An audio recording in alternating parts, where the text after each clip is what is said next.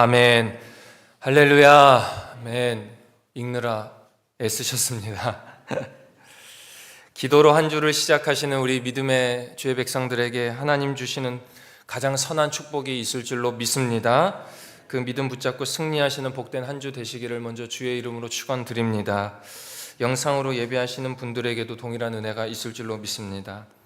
오늘 다니엘 2장 말씀을 통하여 왕이 다니엘을 높이다, 왕이 다니엘을 높이다란 제목으로 말씀 전하도록 하겠습니다.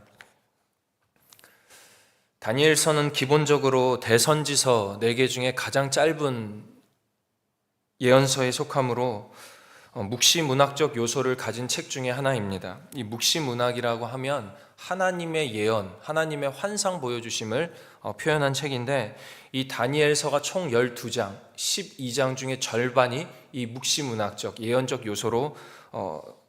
요소로 전개되고 있습니다. 그러니까 1장에서 6장까지는 다니엘과 그의 친구들의 스토리를 묶은, 6장까지는 다니엘과 친구들의 스토리를 6개를 묶은 것이고, 7장부터 12장까지는 4개의 묵시적 환상이 담겨 있습니다. 다니엘은 바벨론이라는 당시 최강국의 포로로 잡혀간 상황 속에서도 이 이스라엘을 통해 회복하실 그 하나님을 바라보며 하나님께서 여전히 이 포로기 중에서도 이 세상을 통치하고 계신 분이다라는 확신을 가지고 살았던 사람입니다. 우리가 전에 나눴던 이 에스겔의 말씀과 비교해서 이 에스겔의 말씀이 조금 종교적인 관점, 그러니까 제사장적 관점으로 성전 회복을 이 에스겔은 이야기했다면, 이 다니엘은 선지자적 관점, 그러니까 좀 더 세상 왕국과 이 세상에 어떻게 하면 하나님 나라가 도래할 수 있는지에 대해서 이 다니엘은 더욱더 이야기하고 있습니다. 그래서 이 당시 최강국이라는 이 점령국 바벨론 왕국에서 세계의 역사의 흐름을 이 다니엘서에 제시함으로써 하나님께서 세상 역사를 주관하고 계심을 이 다니엘서를 통해 확인할 수가 있습니다. 그래서 기본적인 이 다니엘서의 배경은 바벨론 포로기이다, 이렇게 생각하셔야 됩니다. 단순한 평상시가 아니라 바벨론 포로기, 마치 일제시대와 같이 이 다니엘이 활동하고 있었던 배경이 바벨론이라는 우상숭배하는 나라로부터 점령당하고 있던 포로기가 배경이라는 사실을 꼭 기억하셔야 합니다. 그래서 이 바벨론은 이 예루살렘 성전을 모두 회파하고 다 파손시키고 훼손하고 파손하고 모든 성전 기구들을 다 강탈해간 후에 자신들이 섬기는 이 바벨론의 수많은 이상신들이 이스라엘의 믿는 하나님보다 더욱 우월한 신이라는 그 자부심이 이 바벨론 왕국에 있었습니다. 왕들에게도 있었고요. 그러나 이러한 상황 속에서도 최종적으로 하나님만이 승리자이심을 나타내면서 어떠한 상황에서도 절대적인 하나님의 주권을 잊지 말아라, 이 다니엘서를 통해 이야기하고 계신 것입니다. 바라기는 이 다니엘서와 함께 걸어가는 이 열흘 정도의 시간 가운데에 하나님께서 교회와 세상 구분되어 있으신 분이 아니라 세상까지도 통치하시는 분이심을 반드시 다시금 점검하시고 확신하시는 시간 되시기를 먼저 주의 이름으로 축원을 드립니다. 제가 2부 새벽기도 굉장히 오랜만에 왔는데 2부 새벽기도가 아멘이 더 큰 줄 알았는데 요즘 2부 새벽기도 아멘이 작다는 얘기를 듣고 왔어요. 그래서 원래 목사가 앞에서 아멘을 막 이렇게 이끌어내면 안 되는데 아멘은 하나님이 들으시는 줄로 믿습니다. 목사님에게 운율을 맞춰주는 게 아니라 여러분의 아멘의 신앙 고백은 하나님 한 분이 들으십니다. 그러니까 왜냐하면 여기 있으면 이렇게 작게 아멘을 하는지 입술로 아멘을 하는지 여기 다 보입니다. 그러니까 아멘을 꼭 하시기를 부탁을 드립니다. 바라기는 이 다니엘서와 함께 걸어가시는 이 열흘의 시간 동안 이 세상도, 우리가 살아가는 삶도 하나님이 통치하시는 분이라는 것을 반드시 확신하시고 그 주님의 절대 주권에 아멘 하시면서 다시금 우리의 믿음을 하나님께 세우시는 그 시간 되시기를 먼저 주의 이름으로 축원을 드립니다. 오늘 말씀을 통해서 하나님이 일하시는 그 모습을 몇 가지로 나누고 이 말씀을 통해 주님 주시는, 우리에게 주시는 교훈이 어떤 것인지 몇 가지로 나누어 은혜를 나누고자 합니다. 첫째로 세상 왕까지도 다스리시는 하나님의 주권입니다. 세상 왕까지도 다스리시는 하나님의 주권. 오늘 2장의 이 전체적인 내용은 간략하게 말해서 작게는 다니엘과 바벨론 지혜자들의 지혜 경쟁 구도인 것 같으나 크게는 하나님과 이 바벨론 왕국 간의 경쟁입니다. 즉 바벨론 왕이 꿈을 꾸는데 그 꿈을 누가 해석할 수 있겠느냐라는 이 경쟁 구도 앞에 바벨론 지혜자들은 해석하지 못하지만 다니엘이 하나님 주신 지혜로 해석하는 장면이 오늘 이 다니엘서 2장의 전체적인 내용입니다. 자, 느부갓네살 왕이 꿈을 꿉니다. 그런데 그 꿈을 꾸고 난 상태를 2절 초반부에 이렇게 표현합니다. 1절에 느부갓네살 왕이 꿈을 꾸고 그로 말미암아 마음이 번민하여 잠을 이루지 못하느니라. 당시에 최강대국의 왕인 느부갓네살 왕이 꿈을 꿨는데 번민하여 잠을 이루지 못할 정도로 무서운 게 없는 왕이 번민하여 잠을 이루지 못한 상태이라 이겁니다. 그런데 그 느부갓네살 왕이 당시의 지혜자들을 총동원해서 자신의 이 번민을 해결하도록 합니다. 그런데 불안해합니다. 그 불안해하는 모습이 계속해서 반복하여 나오는데 성경에서의 반복은 강조입니다. 3절 보니까 번민하도다. 5절에는 좀 강하게 나갑니다. 너희들이 해석 못하면 너희 몸을 쪼갤 것이고 집을 거름더미로 만들 거다. 이렇게 왕이 이야기합니다. 9절 가니까 꿈 해석하지 못하는 너희들이 시간 벌어서 살아남으려고 하냐 이러면서 너희들 다 처벌할 것이다, 처치할 것이다 이렇게 무차별하고 폭력적으로 나오기 시작하는 것이 느부갓네살 왕입니다. 이 바벨론의 지혜자들이 나서는데 박수와 술객과 점쟁이라고 우리 믿는 자들과 좀 동떨어진 사람들을 얘기해서 그렇지 당시 이 박수와 술객과 점쟁이들은 이 바벨론 왕국을 운영하는 최고의 지혜자들입니다. 국정을 운영하는 지혜자들일 브레인이자 사회를 이끌고 가는 학계의 지도자들이 이 박수, 술객, 점쟁이들이었다 이겁니다. 그러나 그런 그들이 왕의 번민을 해결하지 못하자 결국 이 느부갓네살 왕의 마음이 어떻게 표현하느냐 12절입니다. 왕이 이로 말미암아 진노하고 통분하여 바벨론의 모든 지혜자들을 다 죽이라고 하더라 이렇게 얘기합니다. 완전히 눈에 보는 게 없어진 느부갓네살 왕입니다. 이 다니엘서의 느부갓네살 모습이 주로 등장하면서 이 다니엘과의 지루한 영적 경쟁이 계속될 것입니다.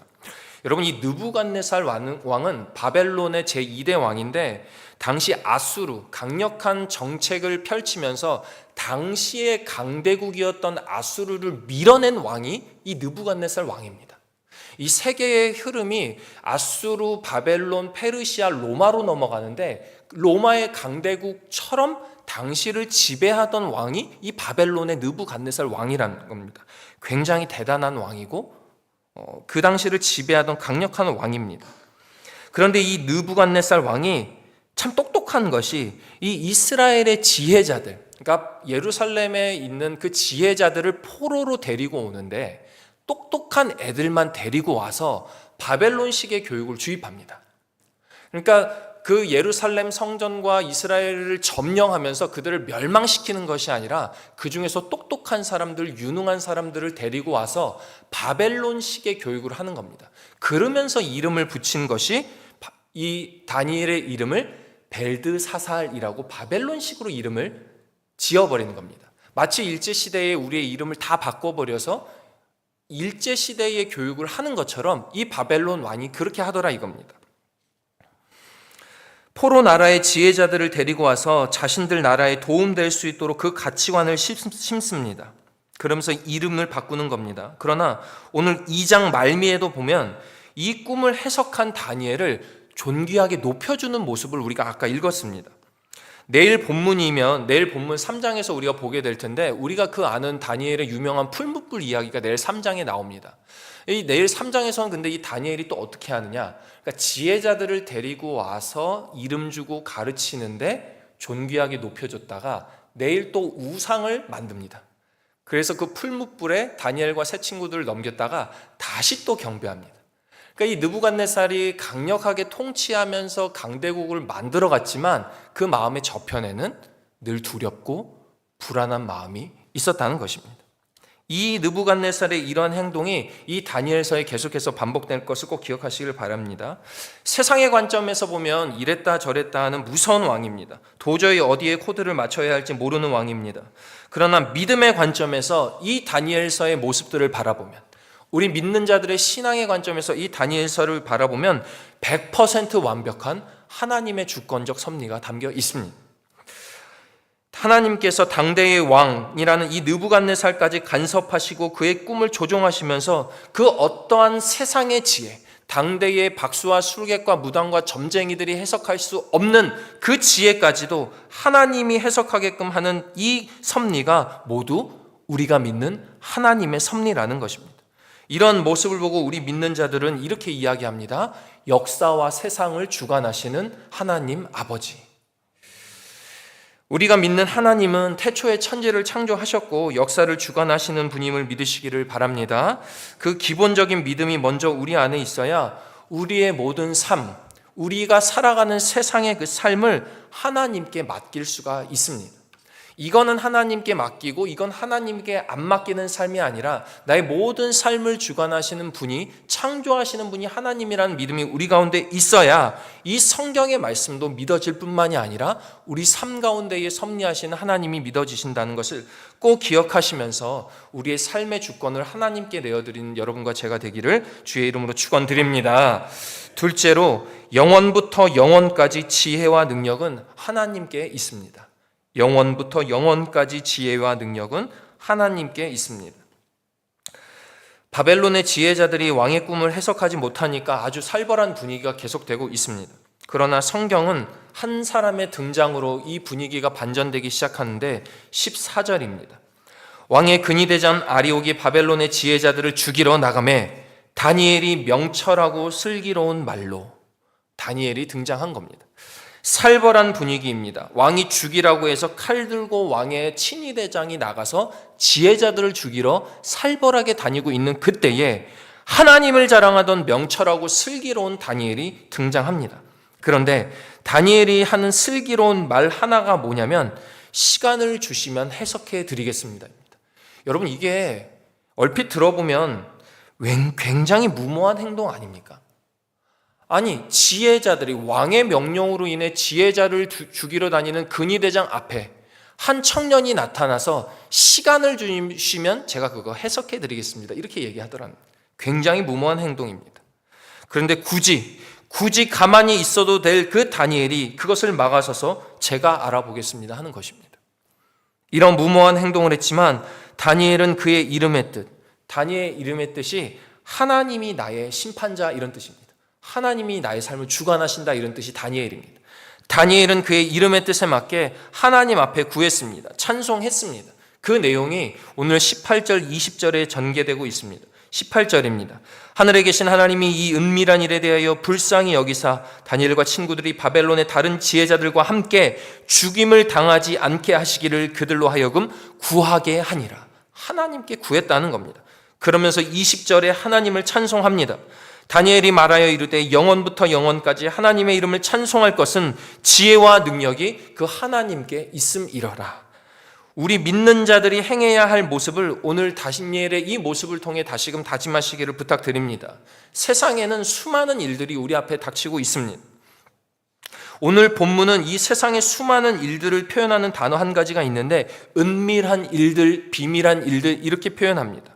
앞으로 일어난 일들, 우리가 알지 못하는 일들이, 수많은 일들이 우리 앞에 있기 때문에 두렵게 할 때가 있습니다. 이 은밀하고 비밀한 일들이 우리를 넘어뜨릴까 걱정될 때가 많이 있습니다. 그 결과가 보이지 않기 때문에 어떻게 해야 될지 모르는 상황들이 우리 앞에 있어서 막막할 때가 많이 있다는 것입니다. 그때에 오늘 이 20절의 다니엘의 찬송의 말씀을 꼭 기억하시기를 바랍니다. 영원부터 영원까지 지혜와 능력을 부어주시는 그 하나님을 찬송하라. 22절에 더 나아가 깊고 은밀한 일을 나타내시고 어두운 데 있는 것을 아시며 빛이 함께 있도다. 어렵고 두렵고 은밀하고 비밀한 일이 우리 앞에 있다면 그 일을 반드시 해결하실 하나님께 이 다니엘과 같은 찬송을 올려드리시는 여러분과 제가 되기를 주의 이름으로 축원드립니다. 끝으로 왕이 다니엘을 높이다. 왕이 다니엘을 높이다.